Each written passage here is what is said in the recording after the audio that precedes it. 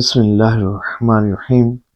درود پاک کا وظیفہ اور استغفار یعنی کہ استغفر اللہ کا وظیفہ،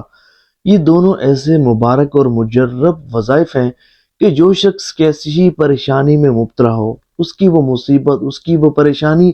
چاہے جتنی مرضی بڑی ہو،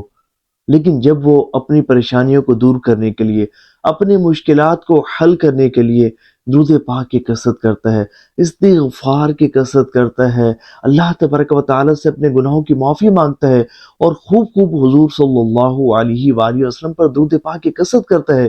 تو اللہ کریم اس کی پریشانی کو دور فرما دیتا ہے، بڑی سے بڑی پریشانی اور مصیبت کو دور فرما دیتا ہے۔ اور اگر کوئی شخص حاجت کا، کسی بڑی حاجت کا، کسی جائز حاجت کا طلبگار ہو، تو وہ اپنی حاجات کی تکمیل کے لیے بھی استغفار اور درود پاک کی کثرت کرے، تو اللہ کریم ان مبارک وظائف کی برکت سے اس کی حاجات کو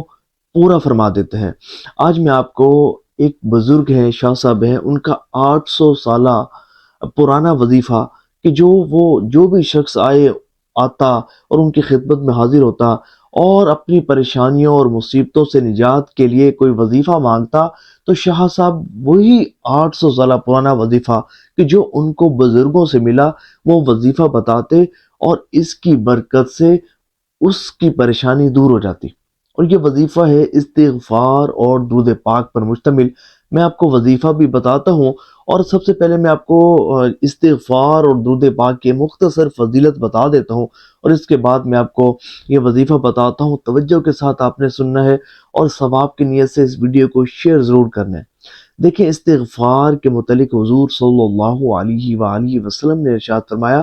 کہ جو شخص استغفار کی کثرت کرتا ہے، اللہ کریم اسے ہر پریشانی سے نجات عطا فرما دیتا ہے، ہر تنگی سے نکال دیتا ہے، ہر غم سے آزاد فرما دیتا ہے، اور اسے ایسی جگہ سے رزق عطا فرماتا ہے کہ جہاں سے اسے گمان بھی نہیں ہوتا۔ سبحان اللہ۔ اور درود پاک کے متعلق تو کئی احادیث طیبہ ہمیں ملتی ہیں، بالخصوص ایک صحابی حضور صلی اللہ علیہ وآلہ وسلم کے مقدس بارگاہ میں حاضر ہوتے ہیں اور عرض کرتے ہیں، یا رسول اللہ صلی اللہ علیہ وآلہ وسلم، اگر میں درود پاک کی کثرت کو ہی اپنا وظیفہ بنا لوں تو کیسا رہے گا؟ اگر سب اوراد و وظائف کو چھوڑ کر صرف درود پاک کی کثرت کرنے میں ہی مشغول ہو جاؤں تو ایسا کرنا کیسا ہوگا؟ تو سنیے، حضور صلی اللہ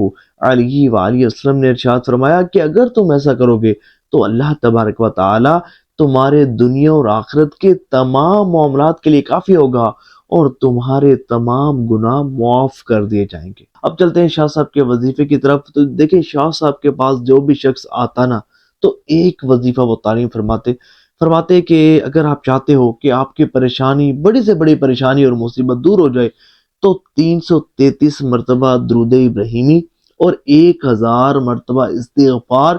توجہ کے ساتھ کرو، اللہ کریم تمہاری پریشانی کو دور فرما دے گا۔ اور اگر آپ کسی جائز حاجات کی تکمیل کے لیے بھی اس کو پڑھیں گے تو اللہ کریم کی رحمت سے امید ہے کہ آپ کی حاجت پوری ہو جائے گی اور آپ کے کام جو ہے وہ بگڑے کام بھی سنورنا شروع ہو جائیں گے۔